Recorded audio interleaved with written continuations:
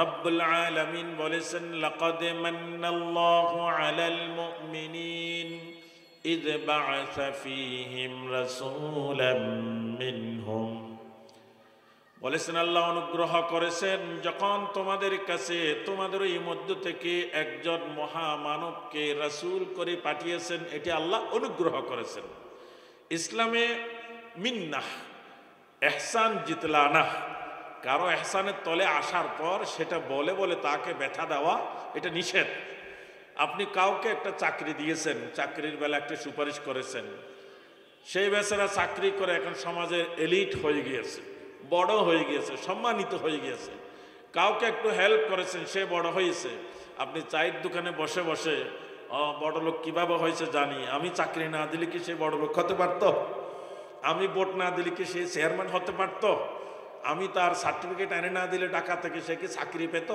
এ ধরনের কোনো এহসান, কোনো অনুগ্রহ, কোনো দয়া করে সেটা পুনরায় তুলে ধরাটা ইসলাম নিষেধ করেছেন। এতে মানুষ ব্যতীত হয়, ক্ষতি হয়। আপনি যা উপকার করেছেন সওয়াব আর একটু বজায় থাকবে না। সেই জায়গায় আল্লাহ বলেছেন, আমি কি তোমাদের কাছে তোমাদের এই মধ্য থেকে একজন রাসূলকে রাসূল করে পাঠাইনি? এটা কি আমার পক্ষ থেকে তোমাদের প্রতি অনুগ্রহ না? তো মুহাম্মদ আরবির উম্মাত হতে আমরা পেরেছি, আলহামদুলিল্লাহ। নবী কি এখন আছে নাকি নাই? আল্লাহর নবী তার মিশন পরিপূর্ণভাবে, সফলভাবে, সার্থকভাবে মিশন পরিচালনা করে তিনি আল্লাহর মেহমান হয়ে চলে গিয়েছেন। তা নবীর পরে নবীর কাজ যারা করে তাদেরকে শরীয়তের ভাষায় নায়েবে নবী বলা হয়। তাদেরকে কি বলা হয়? নায়েবে নবী বলা হয়। কোনো মানুষের যদি শিশু অবস্থায় বাবা মারা যায় অ্যাক্সিডেন্টে, কোনো কারণে, যায় না এরকম? আমরা তো খবরাখবরে দেখতেছি গাড়ির মধ্যে পুরো পরিবার শুদ্ধ মারা গিয়েছে, একটা ছোট্ট বাচ্চা জীবিত রয়েছে, আছে না? বাচ্চাটাকে লালন পালন ভালো মন্দ শিক্ষা দিয়েছেন তার চাচা। বড় হওয়ার পর মানুষ যখন বলে তুমি যার ঘরে থাকো সে তোমার বাবা নয়, সে চাচা, তখন সে কি বলবে? উনি চাচা হলো আমার বাবা, যেহেতু আমার বাবার কাজটাই চাচা করেছে, আমাকে লালন পালন করেছেন, আমাকে মানুষ করেছেন, আমাকে শিক্ষা দিয়েছেন, আমাকে অসুস্থ হলে চিকিৎসা করিয়েছেন, উনি বাবা না হলো চাচা হওয়ার পরেও আমার বাবা, ঠিক কিনা? রাসূল করিম সাল্লাল্লাহু আলাইহি ওয়াসাল্লামের বাবা তিনি নিজ চোখে দেখার আগেই মারা গিয়েছেন। লালিত পালিত হয়েছে মায়ের কাছে, দাদার কাছে, চাচার কাছে। মা চলে গেল, চাচা, দাদা চলে গেল, চাচা রইল। যখন এই আল্লাহর পক্ষ থেকে নবুয়ত প্রাপ্ত হলেন, আল্লাহর নবী একজন দুইজন করে করে মক্কাবাসীদেরকে বলেছেন, আমি কি তোমাদেরকে সতর্ক করব না? তোমাদেরকে যদি বলি একটি বিশাল বাহিনী তোমাদেরকে আক্রমণ করতে আসছে, তোমরা কি আওয়া মুসাদ্দিকিয়া, তোমরা কি আমাকে সত্য বলে মনে করবে? মক্কার বাসিন্দারা বলেছেন, মা জাররাবনা লাকা কিজবা, আমরা আপনাকে কখনো মিথ্যা বলতে শুনিনি, আপনি যাই বলবেন তাই সত্য। আল্লাহর নবী ডাক দিয়ে বলেছেন, আল্লাহ আমাকে পাঠিয়েছেন তোমাদেরকে তোমাদের স্রষ্টার পরিচয় করিয়ে দেওয়ার জন্যে।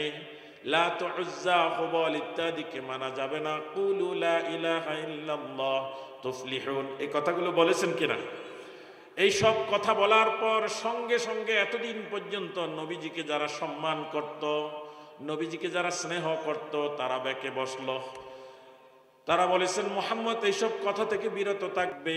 তারা গেলেন আবু তালেবের কাছে, বলেছেন, আপনার বাবা ভাতিজাকে থামান, নতুবা আমরা বিচার নিজের হাতে তুলে নিব। আবু তালেব নবীজিকে ডাক দিয়ে বলেছেন, ভাতিজারে, আমার ভাই মারা গিয়েছে, আমি আলীকে যেরকম ভালোবাসি তার চাইতে 1000 গুণ বেশি আমার ভাতিজা হওয়ার পরও তোমাকে ভালোবাসি। পৃথিবীতে কোনো ভাতিজার জন্য চাচার যে অবদান রয়েছে, যে অবস্থান রয়েছে, মুহাম্মদুর রাসূলুল্লাহর জন্য আবু তালেবের অবস্থান হলো সবচেয়ে উত্তম। সেই চাচা যখন এই কথা বললেন, আল্লাহর নবী বলেছেন, ওয়াল্লাহি লাউ ওয়াদাউ শামসা আলা ইয়ামিনি ওয়াল কামারা আলা ইয়াসারি, তারা যদি আমার ডান হাতে সূর্য এনে দে, বাম হাতে যদি চন্দ্র এনে দে, আমি যা বলতেছি তা বলা থেকে বিরত থাকব না। আবু তালেব বলেছেন, ভাতিজারি, আমি তোমাকে তোমার কাজ না করতে বলছি না, তুমি যা বলছো তা সত্য, তবে মক্কার লোকেরা আমাকে মানে, তারা যেন আমার অশ্রদ্ধা না করে সেজন্য তুমি সাবধানে থাকো। এই আবু তালেবের অবস্থা এমন হয়ে গিয়েছে, চাচা হওয়ার পরও মানুষ মোহাম্মদের বাবার মতো তার সাথে যোগাযোগ করতেছে, ঠিক কিনা? তো নবী না থাকলে নবীর কাজগুলো যারা করে তাদেরকে নায়েবে নবী বলা হয়। বাবা না থাকলে বাবার কাজ চাচা করলে চাচা যেমন বাবার মতো হয়ে যায়, নবী না থাকলে নবীর কাজ যারা করে তারা নায়েবে নবী হয়ে যায়, ঠিক কিনা? তো নায়েবে নবী আপনাদের এলাকায় আছে নাকি? নাকি চোখে দেখেন না? আছে। নায়েবে নবী দেখার জন্য বড় লাইট লাগবে না, গুগলে সার্চ করতে হবে না, আপনার প্রত্যেকের এরিয়ার মধ্যে নায়েবে নবীরা আছে। এই যে আমার আশেপাশে বসে রয়েছে, ওনারা সবাই নায়েবে নবী। আমি প্রমাণ করব যতটুকু সময় পাবো যে কেমনে নায়েবে নবী। রাসূল করিম সাল্লাল্লাহু আলাইহি ওয়াসাল্লামকে তার সাহাবাগণ এত বেশি শ্রদ্ধা করতেন, এত বেশি ভালোবাসতেন, চরম পরম শত্রুরা পর্যন্ত স্বীকৃতি দিয়েছে পৃথিবীতে কোনো লিডারের অনুসারী এত শ্রদ্ধা করতে আমরা দেখিনি। আবু সুফিয়ান যখন গ্রিক সম্প্রদায়ের কাছে, রোম সম্রাটের কাছে উপস্থিত করা হলো, তিনি যখন সাক্ষ্য দিচ্ছেন, তোমাদের দেশে যে নতুন নবী নামে একজন আবিষ্কার হয়েছে, তার অনুসারীরা ধনী কিনা গরিব? তিনি বলেছেন অধিকাংশ গরিব। অনুসারীরা তাকে কেমন মানে? আবু সুফিয়ান স্বীকৃতি দিয়েছে এমন মানে পৃথিবীতে কোনো লিডার কেমন মানতে দেখিনি। কিতাবে এসেছে নবীজি যখন উজু করতেন, উজুর পানিগুলো মাটিতে পড়তে দিত না। আল্লাহর নবী, প্রিয় নবী সাল্লাল্লাহু আলাইহি ওয়াসাল্লামের মৃত্যু সংবাদ, ইন্তেকালের সংবাদ যখন একজন সাহাবার কাছে পৌঁছলেন, মাঠে কাজ করতেছিলেন, তার কাছে যখন খবর পৌঁছলো, হে ভাই, ইন্না মুহাম্মাদান কদ মাত, মুহাম্মদ তো মৃত্যুবরণ করলো, রাসূল তো মৃত্যুবরণ করলো। মাঠে কুড়ালকে উপরে তুলে সামনের দিকে না ফেলিয়ে পিছনের দিকে ফেলে আল্লাহর কাছে ফরিয়াদ করতেছে, ও আল্লাহ, যেই দুই চোখ দিয়ে তোমার রাসূলকে দেখেছি, আমি এই দুই চোখ দিয়ে আর কিছু দেখতে চাই না, আমার চোখের জ্যোতি নিয়ে যাও, আমি আর কিছু দেখতে চাই না। সুবহানাল্লাহ। এত বেশি সম্মান শ্রদ্ধা করতেন। কিন্তু কখনো কখনো মানবীয় কার্যক্রম পরিচালনা করতে গিয়ে অজান্তেই কখনো কখনো ত্রুটি বিচ্যুতি, হালকা ত্রুটি বিচ্যুত হয়ে যেত। আল্লাহ সেটা সহ্য করতে না পেরে কোরআনে তার স্থান দিয়েছেন।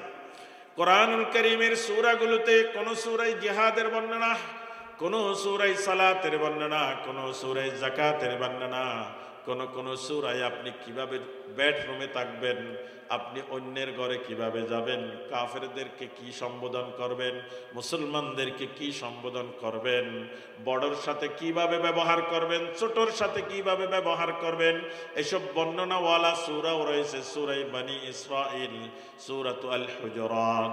সূরা আল হুজুরাত, হুজুরাতুন অর্থ হলো রুম, গুরফা, কামরা।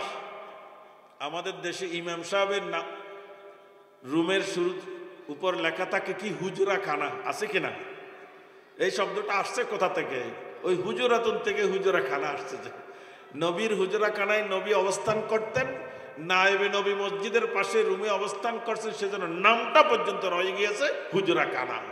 এখন আপনি যদি বলেন যে মদিনায় নবী ছিল, নবীর কাছে সব শিখেছে, আমার মসজিদের ইমাম নায়েবে নবী হওয়ার যোগ্য নয়, এই জন্য এই হুজুরাখানায় যিনি থাকেন তার প্রতি আমার সম্মান করার দরকার নাই, আপনার এই দৃষ্টিভঙ্গি ভুল, আপনার এই দৃষ্টিভঙ্গি ইসলাম পরিপন্থী একটি কাজ, ঠিক কিনা? রাসূল করিম সাল্লাল্লাহু আলাইহি ওয়াসাল্লাম সাহাবাদের সঙ্গে খাইতেন, উঠতেন, বসতেন, গল্প করতেন, কথা বলতেন। কখনো কখনো কোনো বিষয়ে সাহাবারা নিজেদের অজান্তে ভুলবশত নবীর সামনে এমন এমন কিছু কাজ হয়ে যেত, নিজেদেরও তার রহস্য জানা থাকতো না। একদিন রাসূল করিম সাল্লাল্লাহু আলাইহি ওয়াসাল্লাম, আল্লাহর নবী খাইতে বসছেন, আল্লাহর নবী হাঁটতে গিয়েছেন। সেই মুহূর্তে কিছু সাহাবা অজান্তেই আগে শুরু করলেন, চলতে গিয়েছেন। নবীর সিদ্ধান্তের বাহিরে নিজের সিদ্ধান্ত জানালেন, এমন ঘটনা ঘটেছেন। আল্লাহ কোরআনের আয়াত নাযিল করে বলেছেন, খবরদার নবীর সাইতে আগ বাড়াবে না। লা তুকদ্দিমু বাইনা ইয়াদাইল্লাহি ওয়া রাসূলি। আরবি ভাষায় ইয়াদান আইদি থেকে সামনের দিক বোঝানো হয়, আইদি থেকে ওয়াজআলনা মিন বাইনি আইদিহিম সাদ্দান ওয়া মিন খালফিহিম সাদ্দা। সূরা ইয়াসিন রয়েছে তার সামনে পিছনে আমি ব্যারিকেড দিয়ে দিব। হ্যাঁ, বলেছেন তোমরা নবীর চাইতে আগ বাড়াবে না। তার দুটি ব্যাখ্যা হতে পারে। এক নাম্বার হলো নবীর কথার অমান্য করা, নিজের সিদ্ধান্ত নবীর সিদ্ধান্তের উপরে চাপিয়ে দেওয়া, এই ধরনের একটি ব্যাখ্যা। আরেকটি ব্যাখ্যা হলো অমান্য কারণ মান্য করতেছে, কিন্তু মান্য করতেছে নিজের মতো করে করতেছে, নবীর মতো করে করতেছে না। এটাও হলো নবীর চাইতে আগ বাড়ানোর তাফসীর। আল্লাহ বলেছেন লা তুকদ্দিমু বাইনা ইয়াদাইল্লাহি ওয়া রাসূলি। সূরা হুজুরাতে প্রথম থেকে বেশ কয়েকটি সামাজিক শিষ্টাচার, ভদ্রতা, বড়র সাথে কেমন আচরণ করা যায় সেই সম্পর্কে আল্লাহ আলোকপাত করেছেন। এক নাম্বার হলো নবীর চাইতে অগ্রগামী হওয়া যাবে না, নবীর আদেশের অমান্য করা যাবে না। জিজ্ঞেস করতে পারে নবীর আদেশের অমান্য কারা করে? আচ্ছা, বাংলাদেশে যত মুসলমান রয়েছে সব মুসলমান নবীর সব সুন্নত কি পালন করে? কালকে জুমার দিন খেয়াল করিয়েন তো, মাথা থেকে পা পর্যন্ত পোশাক আশাক, মুছ কাটা, দাড়ি কাটা, হ্যাঁ, চোখ রাখা, চুল রাখা, সবগুলোতে নখ রাখা, কয়জনের কাছে কয়টা সুন্নত আছে? তা নবী যেটা বলেছেন সেটা করলে হলো নবীর অনুসরণ করা, আর অর্ধেক করলে অর্ধেক অনুসরণ, 50% করলে 50% অনুসরণ, আর 80% করলে 80% অনুসরণ, 100% করলে পূর্ণাঙ্গ অনুকরণকারী হয়। তো বাংলাদেশে পূর্ণাঙ্গ অনুকরণকারী কি কোটি কোটি আছে নাকি হাতে গোনা কয়েক হাজার আছে? হাতে গোনা কিছু মানুষ রয়েছে, আল্লাহর প্রিয় বান্দাগণ। রাসূল করিম সাল্লাল্লাহু আলাইহি ওয়াসাল্লাম মসজিদে নববীর পাশে তার জন্য বরাদ্দকৃত হুজরা খানা বানানো হয়েছিল। প্রায় 9 জন স্ত্রী একসাথে সারি সারি করে হুজরা খানায় থাকত। তাফসীরে তাবারিতে এসেছে ওই রুমের দৈর্ঘ্য হলো 10 হাত, ঊর্ধ্ব হলো 6 থেকে 7 হাত। ঊর্ধ্ব হলো, এত ছোট্ট একটা রুমের মধ্যে একটা স্ত্রী নিয়ে থাকতো। আর আমরা এমন মুসলমান হয়েছি, আমার বিল্ডিং একটা হওয়ার পরও আমার দুনিয়া কামানোর লিপসা শেষ হচ্ছে না, ঠিক কিনা? বিশাল বেডরুম, বিশাল আমার খেলার কোর্ট, বিশাল, তারপরও ওই কথা চিন্তা করি না। আমার নবী মদিনায় চাইলে স্বর্ণ খচিত খাট বানাতে পারতেন বিভিন্ন যুদ্ধের গনিমতের মাল দিয়ে। আমার নবী চাইলে বিশাল আকারের রুমগুলো সারি সারি করে বানাতে পারতেন, কিন্তু আমার নবী বলেছেন মাত্র 10 হাত লম্বা। এই হুজরাখানায় নবীজি থাকতেন। আল্লাহর নবী মসজিদে নববীতে থাকতেন। কেউ আসলে খোঁজ করলে মসজিদে প্রথম খোঁজ করতেন, না পাইলে হুজরাখানায় খোঁজ করতেন। একদিন বনি তামিমের কিছু মানুষ, তারা নও-মুসলিম মানুষ যখন নতুন একটি ধ্যান ধারণায় চলে যায়, পুরনো ধ্যান ধারণা থেকে মুক্ত হয়, তার ভিতরে পুরনো কিছু ধ্যান ধারণা রয়ে যায়। তো নও-মুসলিম তারা তো কেউ মুশরিক থেকে, কুফরি থেকে, ইহুদিয়ত থেকে তারা ইসলামে এসেছে, তারা সকল আদব কায়দা পূর্ণ এখনো শিখেনি। তাদের এলাকায় একজন নবীর প্রতিনিধি নির্বাচন করার জন্য তারা আল্লাহর নবীর কাছে দেখা করতে এসেছেন। রাসূল করিম সাল্লাল্লাহু আলাইহি ওয়াসাল্লাম বলেছেন, আমার উম্মতের মধ্যে 2 জন লোক যদি মরুভূমিতে সফর করে, তারা যেন একজনকে আমির বানায়। আমির ছাড়া মানুষ বিপদগামী, বিভ্রান্ত হওয়ার সুযোগ বেশি থাকে। যদি কোথাও তাঁবু টেকে বসে থাকে, সেই তাঁবুর মধ্যে 2 জন থাকলে একজন আমির হবে। আমির ছাড়া মানুষের গতিবিধি সব সময় স্পর্শকাতর থাকবে, ভুলের মধ্যে থাকবে।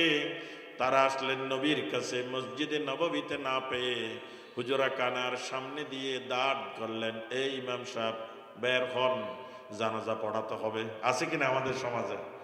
ইমাম সাহেব এদিকে আসেন, আমার বাচ্চা হয়েছে, আজান দিতে হবে। আছে কিনা?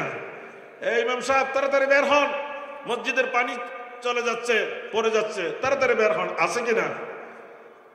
ইমাম কি নেতা নও? ইমাম নেতা কিনা? আছে কিনা এমন? আজকের এই হাদিস শোনার পর থেকে এমন আচরণ কেউ করবেন না।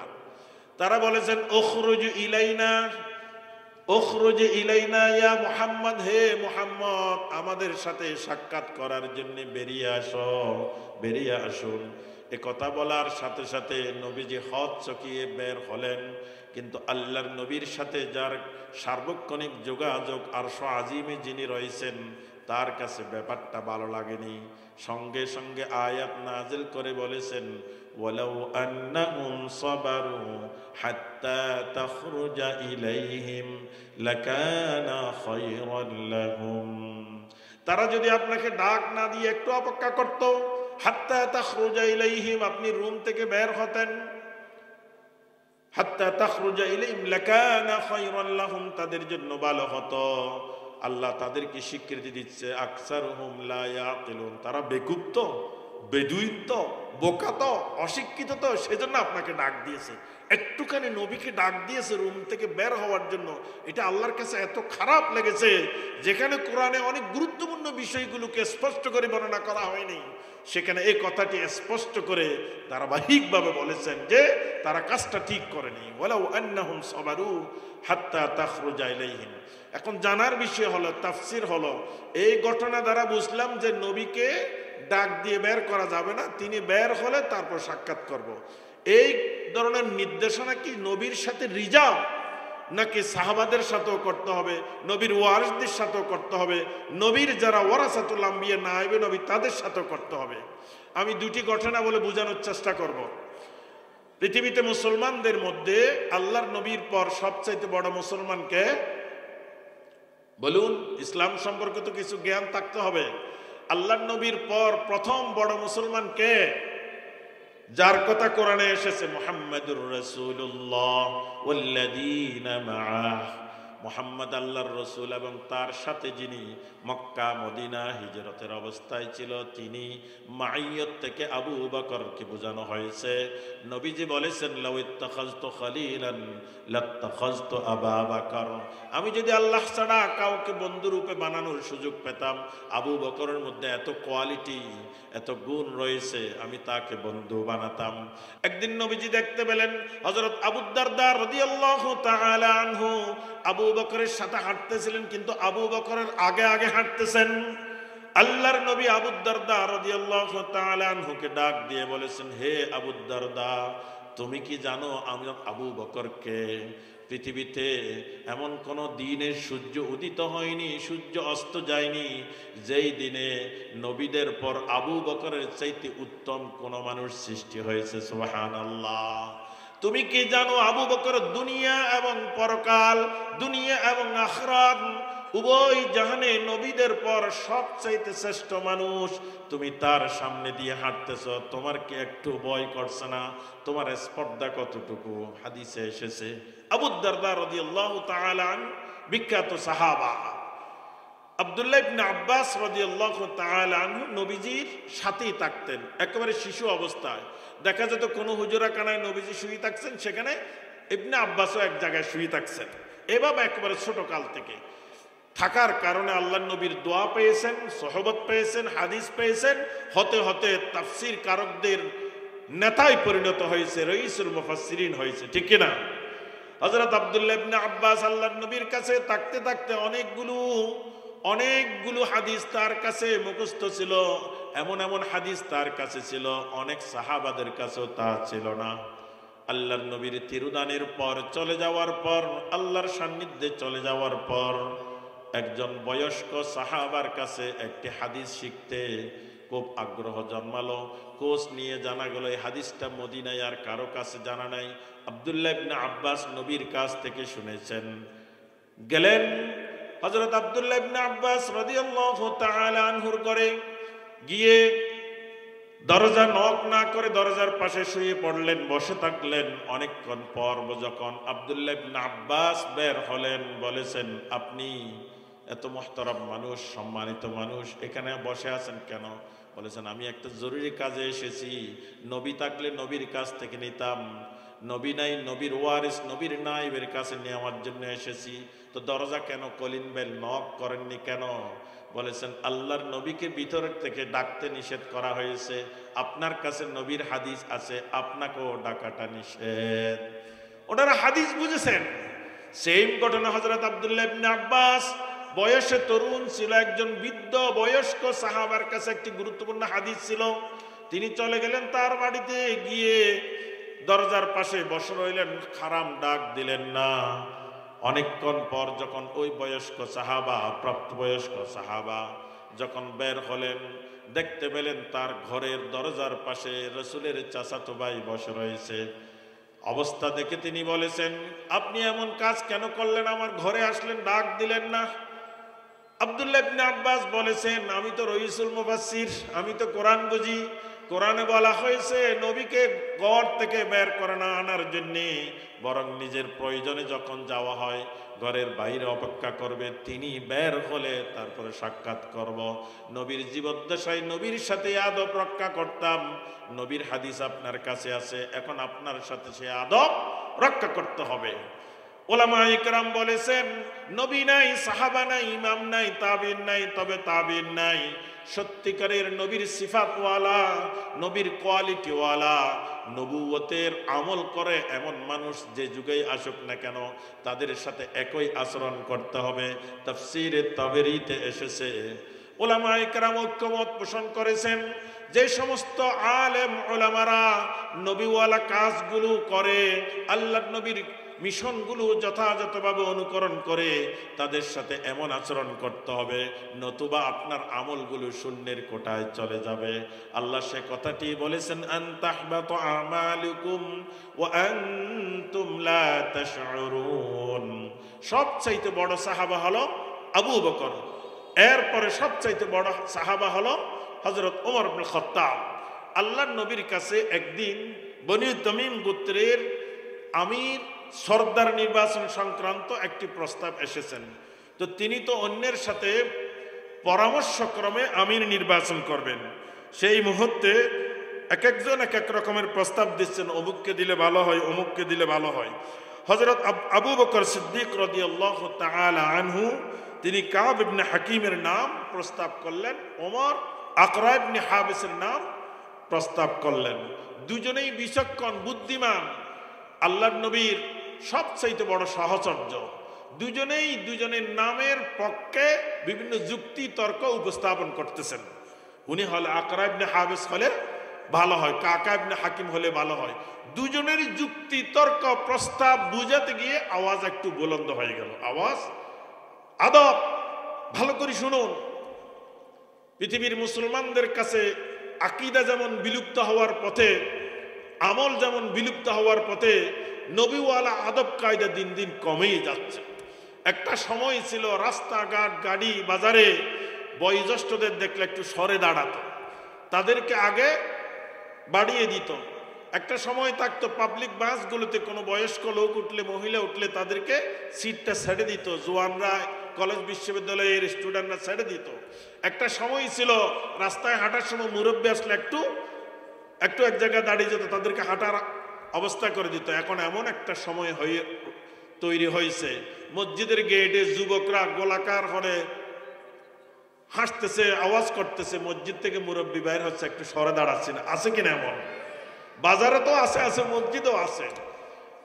কোনো মেলা মজলিসে হচ্ছে, বিয়ে শাদী, সেখানে মুরব্বীরা যেখানে বসছেন তার থেকে নিরাপদ দূরত্ব বজায় রাখা উচিত, ঠিক কিনা? কিন্তু যুবকরা দেখা যায় নিজের শরীরে তেজ বেশি, ওখানে গিয়ে গন্ডগোলটা করে, ওখানে গিয়ে আওয়াজটা করে। আছে কিনা? ইসলাম শুধুমাত্র কিছু মৌলিক ইবাদতের নাম ইসলাম নয়, বরং আপনার সামাজিকতা, আপনার ব্যক্তি স্বকীয়তা, আপনার পারিবারিক রীতিনীতি সবগুলোতেই ইসলামের মেসেজ রয়েছে। সেই মেসেজগুলো অনুসরণ করলে আপনি পূর্ণাঙ্গ মুহাম্মদুর রাসূলুল্লাহর মডেলওয়ালা মুসলমান হতে পারবেন। নতুবা আপনি এমনি মুসলমান, আমি আরেকটা অনুষ্ঠান থেকে আসতেছি, by identification, by born, by father's name মুসলমান, এ ধরনের মুসলমান দিয়ে গর্ব করার মতো কিছু নাই। নবীর যুগে নবীর মুসলমানদেরকে দিয়ে দেখে অমুসলিমরা অভিভূত হয়ে তাদের আচার আচরণ, তাদের লেনদেন দেখে তারা ইসলামের প্রতি দুর্বল হয়ে যেত। আর এখন মুসলমানদের আচার আচরণ, চাল চলন, লেনদেন দেখে দিন দিন দূরে সরে যাচ্ছে। এরা যা তাদের মতো হওয়া যাবে না, ঠিক কিনা? হযরত আবু বকর ওমরের এই যুক্তি তর্কের মাঝে একটুখানি আওয়াজ বড় হয়ে গেল। আল্লাহর আরশ আজিম থেকে আয়াত নাযিল করে বলেছেন, হে বিশ্বাসীগণ, নবীর সামনে বড় আওয়াজে কথা বলা যাবে না। ইয়া আইয়ুহাল্লাযীনা আমানু লা তারফাউ আসওয়াতাকুম ফাওকা সাওতিন নবী ওয়ালা তাজহারু লাহু বিল কওলি কাজহরি বা'দিকুম লিবা'দিন আন তাহবাতা আমালুকুম ওয়া আনতুম লা তাশউরুন। আল্লাহর নবী, প্রিয় নবী বলেছেন, সবচাইতে প্রিয় জায়গা হলো আল্লাহর কাছে মসজিদ। আহাব্বুল বিলাদি ইলাল্লাহি মাসাজিদুহা ওয়া আবগাযুল বিলাদি ইলাল্লাহি আসওয়াকুহা। সবচেয়ে খারাপ জায়গা হলো বাজার, সবচেয়ে প্রিয় জায়গা হলো মসজিদ। আল্লাহর নবী বলেছেন, ইত্তাকু ওয়াহিশাতিল আসওয়াক। বাজারের সুরগুলোর মতো আওয়াজ মসজিদে করা যাবে না। যেই লোক বাজারের সেম ভলিউমে সেম সাউন্ডে মসজিদে কথা বলবে, মনে করতে হবে তার ভিতর বাজার এবং মসজিদের মধ্যে কোনো পার্থক্য করার ক্ষমতা নেই, সক্ষমতা নেই। আল্লাহ বলেছেন, হে বিশ্বাসীগণ, মুমিনগণ, নবীর সামনে কখনো উঁচু গলায় কথা বলা যাবে না। লা তারফাউ আসওয়াতাকুম ফাওকা সাওতিন নবী। কেমন উঁচু গলা? তোমরা একে অপরের সাথে যেভাবে কথা বলো সেভাবে বলা যাবে না। নবীর সাথে যখন কথা বলবে, সাউন্ডটাকে নিম্ন স্বরে কথা বলবে, অল্প স্বরে ছোট্ট আওয়াজে কথা বলবে, প্রয়োজন অনুযায়ী শুধু কথা বলবে, বেশি কথা বলবে না। আল্লাহর নবীর সিদ্ধান্ত জানানোর আগে নিজের সিদ্ধান্ত বলবে না। আল্লাহর নবী জিজ্ঞেস করার আগে নিজ থেকে কোনো কথা প্রস্তাব করবে না। এই আয়াত নাযিল হওয়ার পর সাহাবাদের জীবনী গ্রন্থগুলোতে দেখা যায়, আবু বকর নবীর সামনে এত নিম্ন স্বরে কথা বলতো।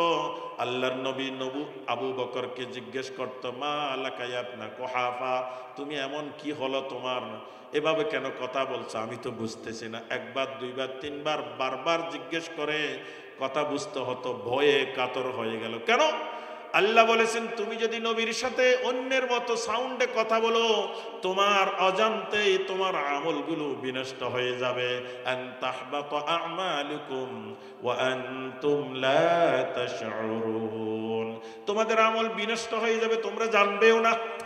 আমরা জানি আমল বিনষ্ট হয় কুফরির কারণে। আমল বিনষ্ট হয় কিসের কারণে? কুফরি করার কারণে, নতুবা তো আমল বিনষ্ট হয় না। আর এই আয়াতে বলতেছে তোমরা জানবেও না, তোমাদের আমল নষ্ট হয়ে যাবে। তার তাফসির করতে গিয়ে তাফসির বায়ানুল কোরআন তানবী রাহমাতুল্লাহ আলাইহি বলেছেন, তোমাদের আমল নষ্ট হওয়ার কারণে পরিণত হয়ে যাবে এ ধরনের কথা।